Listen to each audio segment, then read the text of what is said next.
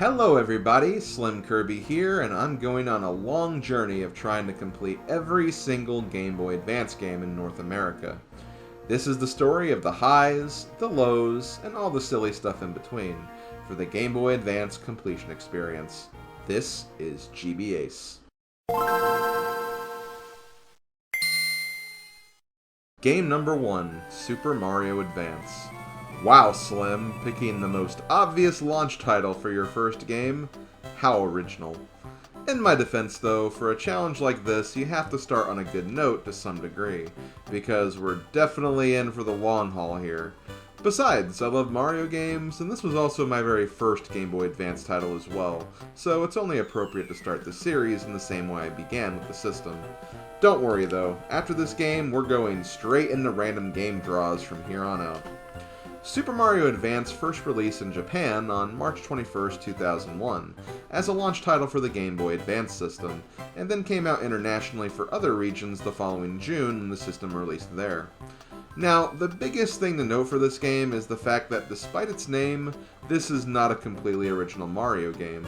In fact, if you look closely enough, you'll see that this is actually Super Mario Bros. 2, or to be more specific, Super Mario Bros. 2 USA, or Doki Doki Panic with Mario characters, blah blah blah blah. I think everybody and their roommate's grandmother knows the story by now. But don't let that fact completely write you off from checking this game out. In fact, this very well could be the definitive way to play Super Mario Bros. 2 from here on out, so try not to look at this game as just a simple port. While the original adventure in its entirety exists here, there are some additional bells and whistles that make this game a little more unique and interesting, including an optional post-game quest and also a standalone updated version of the classic Mario Bros. Arcade game, but more on that stuff later. Our condition for beating this game is quite simply drawing the credits of the Super Mario Bros. 2 story, which should be easy enough since I've played and beaten the original version dozens of times, including in a Let's Play format, so yeah, let's get into it. The basic story for this game is that Mario has a dream about a mysterious land called Subcon, which is currently being terrorized by a vegetable-hating amphibian named Wart. Although, even though Subcon seems like a dream on paper, a few days later Mario and his friends wander into a strange cave, and find themselves in the very same world that Mario dreamt about. So now, the fabulous foursome must save this world from Wart's evil, despotic rule. Super Mario Bros. 2 is a platformer through and through, but unlike Super Mario Bros. 1 and its follow-up Super Mario Bros. 3, there's a little more going on in this platforming title. Not only can Mario and his friends run and jump like they always could, but they can also pick up objects and sometimes other enemies, and throw them around as a means of attacking other enemies, and potentially solving some puzzles along the way. And although the objective in a majority of the levels is pretty straightforward, the level design structure for this game is a bit more complex, at least when compared to its predecessor, as some levels will have areas with multiple paths and doors, leading you to having to do a bit more exploring than you'd have to do otherwise in a different Mario game. Also, as mentioned before, Mario is not alone on this adventure either, enlisting the help of his brother Luigi, his will-they, won't-they love interest Princess Peach, and Peach's royal mushroom retainer Toad.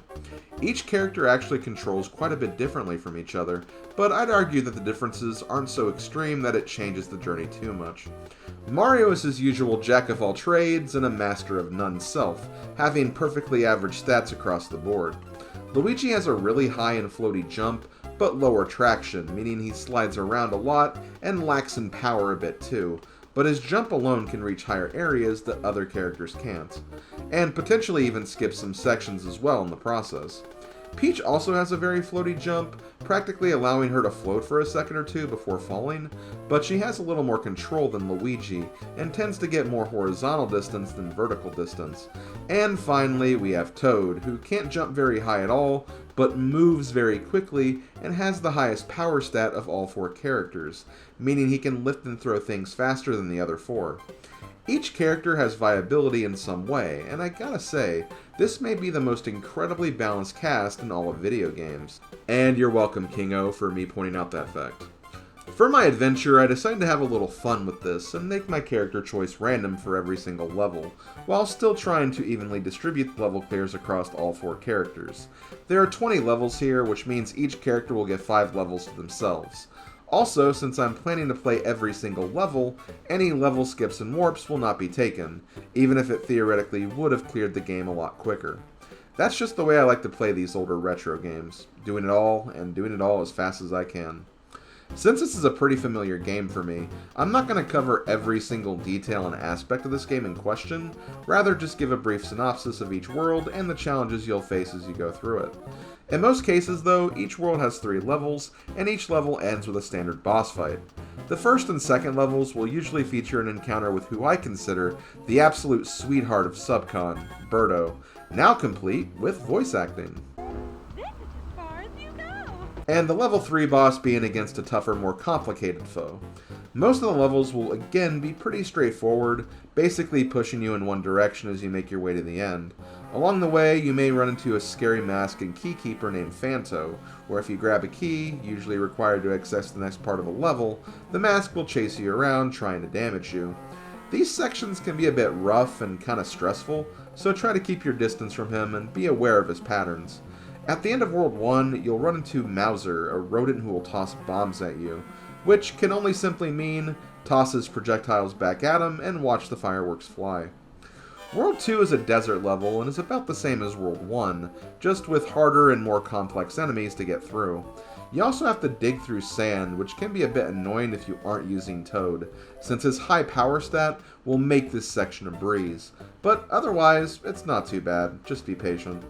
At the end, you'll have to do battle with a 3-headed dragon named Triclide, which, again, just throw mushroom blocks at him and you'll be fine. Things do start to ramp up a little in World 3, with the introduction of even more rambunctious enemies, and just general enemy placements, and even the levels themselves get a bit more complex too. In fact, I consider 3-3 to probably be the hardest level in the first half of the game, just because of how long and kind of maze-like it is. However, one unique feature of this version is that it features a boss that actually isn't in the original version of the game. Instead of facing Mauser a second time, we have Roberto, a robotic version of Birdo that's really not much different from fighting the real thing, and it just has more hits and a few charging and ground shaking moves. It's really cool they added a different boss though, I gotta say. Things don't really change too much for the next 2 worlds though. World 4 is the ice world, so ice physics aplenty, and a smoking hot boss in the form of Fry Guy, who actually has some pretty cool voice acting. I'm too hot to touch. And World 5 is actually a pretty tough world, all things considered. Heck, 5-3 may just be the hardest level of the game. The beginning stretch is brutal, and the tree you have to navigate through is very narrow and has some very tight squeezes while avoiding enemies. There's also the boss Cloglip, who... is he supposed to be a pirate? You'll make a tasty treat. Also, I know his name is supposed to be Clog Grip, but like, I don't know, the credits typo name is funnier. I suppose for the most part, World 6 is not much different either, until you get to the very end and find that the Triclide rematch was actually replaced with the Mauser rematch instead that was supposed to be at the end of World 3.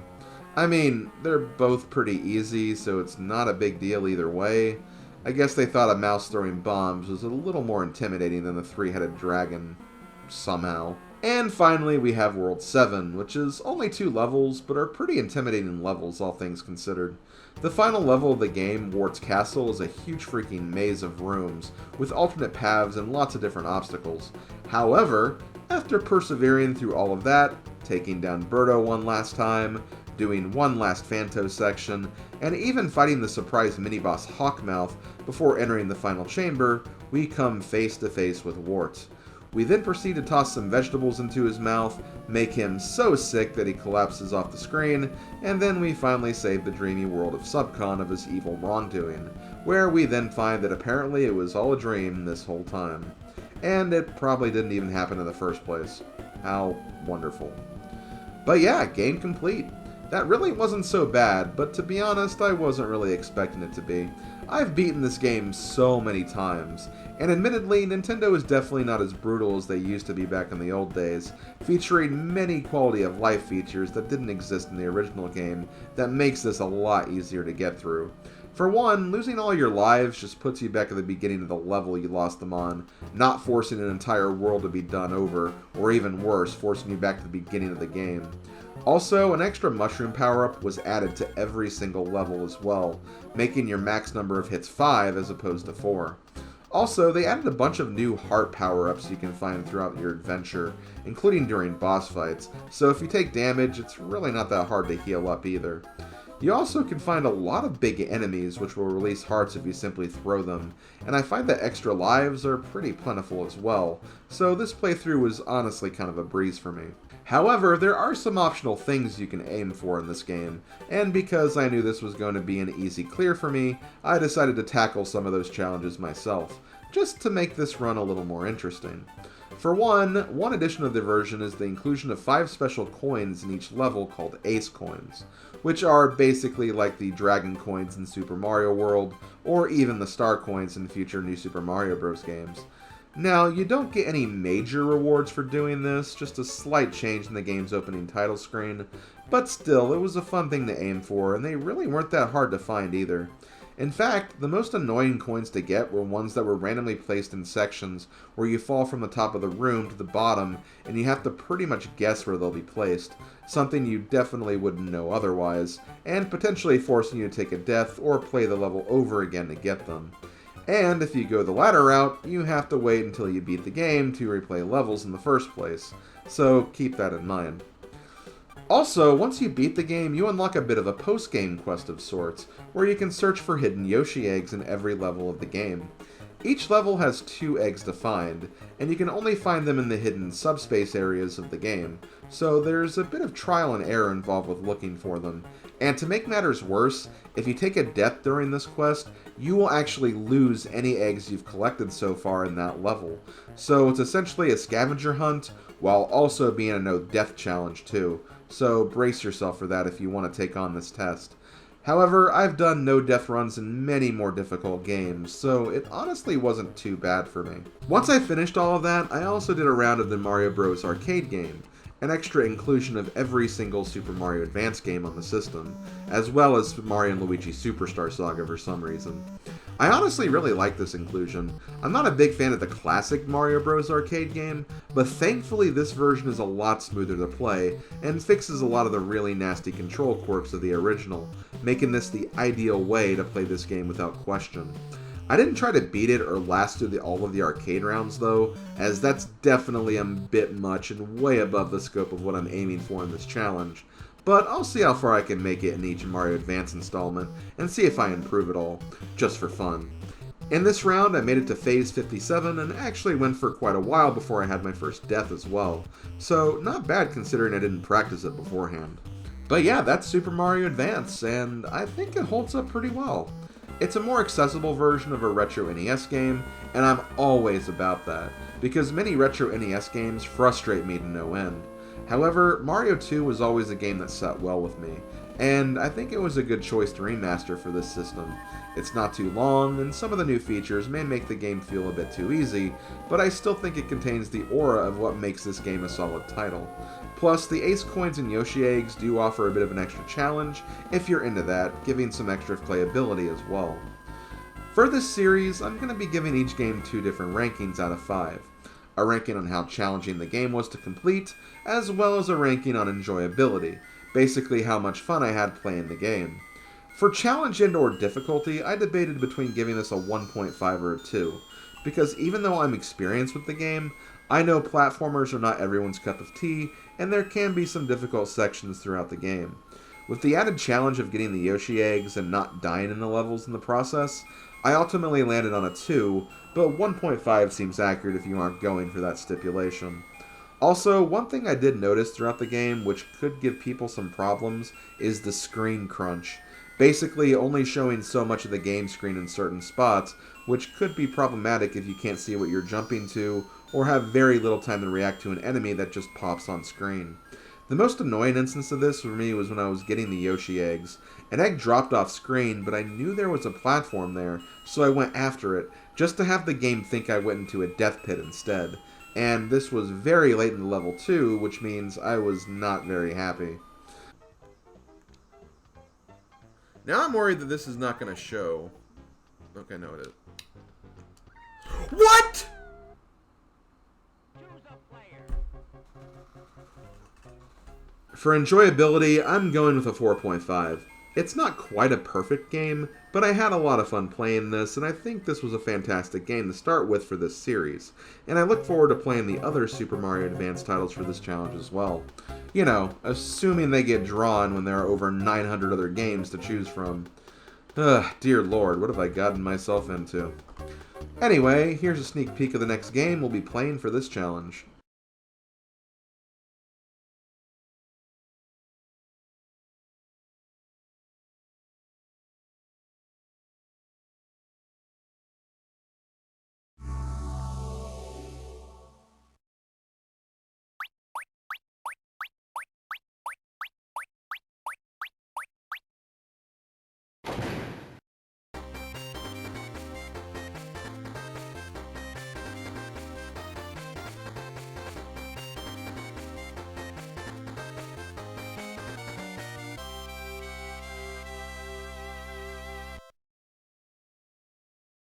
Okay guys, thank you for watching this summary. I really appreciate it. Don't forget to leave a comment and or like on the video, as those will really help me in these videos out. And stay tuned for future summaries of this series. If you also want to watch full playthroughs of these games for this challenge, check out the video description for a full playlist of everything that's been uploaded and exported so far. And if you're curious about what I'm playing right now for the challenge, be sure to stop by my Twitch channel to see what my current progress is. Just be warned, I'll be a lot further ahead of where we are for these summaries, so keep that in mind. This has been SlimKirby in the GBA series, and I'll talk to you fine people next time. Later, folks.